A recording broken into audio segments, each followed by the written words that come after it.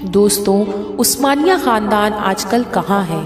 सल्तनत उस्मानिया के ख़ात्मे के बाद सल्तनत उस्मानिया के ख़ानदान के साथ क्या हुआ, उन्हें किन किन हालातों से गुजरना पड़ा और कैसे दुनिया के इस ताकतवर साम्राज्य के वंशजों को दो वक्त की रोटी के लिए भी दर दर की ठोकरें खानी पड़ी, ये सब जानेंगे अपनी इस वीडियो में। दोस्तों, तारीख थी 1 नवंबर सन 1922।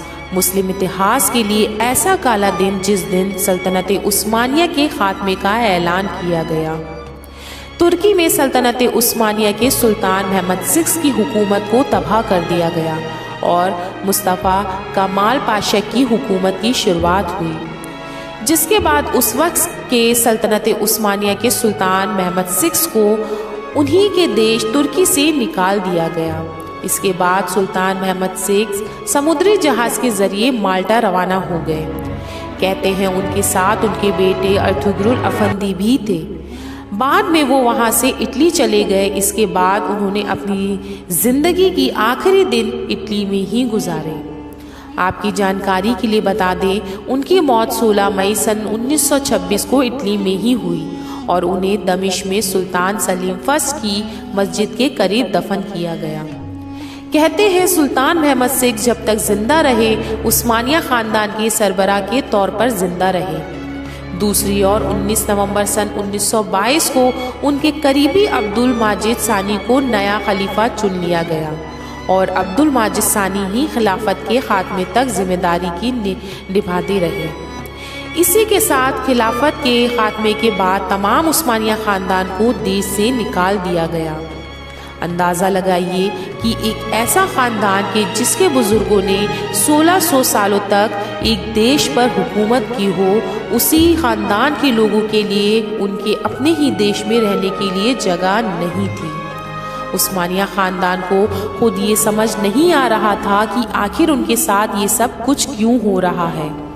ऐतिहासिक दस्तावेज़ों की माने तो देश से निकाले जाने वाले उस्मानियों की कुल संख्या 156 थी, जिनमें सुल्तान के साथ बहुत सारे शहजादे, शहजादियां और कुछ वो वफादार नौकर भी शामिल थे जो अपने मालिकों के साथ हर कीमत पर रहना चाहते थे। इसके अलावा इस खानदान के तमाम दमादों को भी जिला वतन कर दिया गया ताकि तुर्की के मौजूद हुक्मरानों को आने वाले किसी भी खतरे से बचाया जा सके।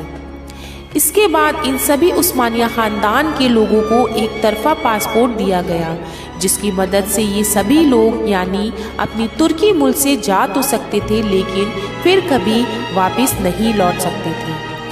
कहते हैं इसके बाद अर्तुगरुल गाजी के वंशजों ने मिस्र जाना चाहा, क्योंकि मिस्र कभी उनकी सल्तनत का हिस्सा हुआ करता था, लेकिन ना तो अंग्रेज़ी हुकूमत ने और ना ही मिस्र के उस दौर के हुक्मरानों ने उनको वहां आने की इजाज़त दी।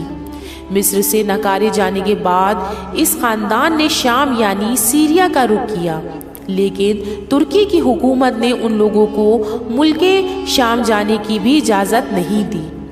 कहते हैं इसके बाद कुछ लोग लबनान के शहर बेरूत चले गए। इसके अलावा खलीफा अब्दुल माजिद सानी फ्रांस के शहर नाइस चले गए। ये वक्त उस्मानिया ख़ानदान के लिए बहुत मुश्किल था।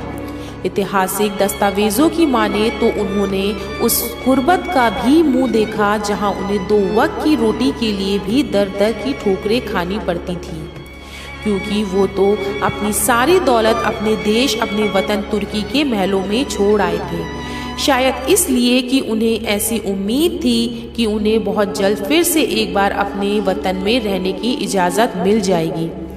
लेकिन दुर्भाग्य से ऐसा नहीं हो सका। सल्तनत उस्मानिया के खात्मे के बाद ख़ानदान का लीडर उसे बनाया गया जो उम्र के लिहाज से सबसे बड़ा होता था। सन 1926 में सुल्तान महमद की मौत के बाद इस अमल को शुरू किया गया और ये सिलसिला आज तक जारी है।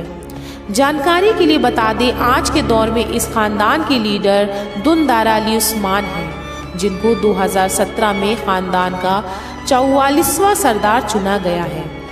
आपके जानकारी के लिए ये भी बता दें, सन 1954 में उस्मानिया ख़ानदान की औरतों को तुर्की में आने और रहने की इजाज़त मिल गई।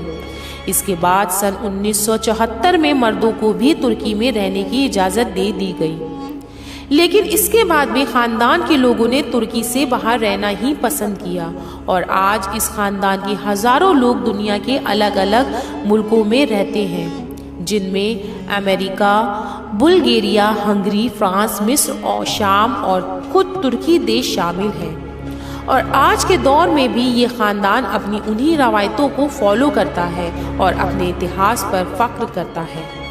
दोस्तों, ये था उस्मानिया खानदान का तुर्की से निकाले जाने से लेकर दुनिया भर में आबाद होने तक का सफ़र। आपका अर्तुगरुल गाजी के वंशजों के बारे में क्या कहना है? अपनी राय हमें कमेंट सेक्शन में ज़रूर लिखिए।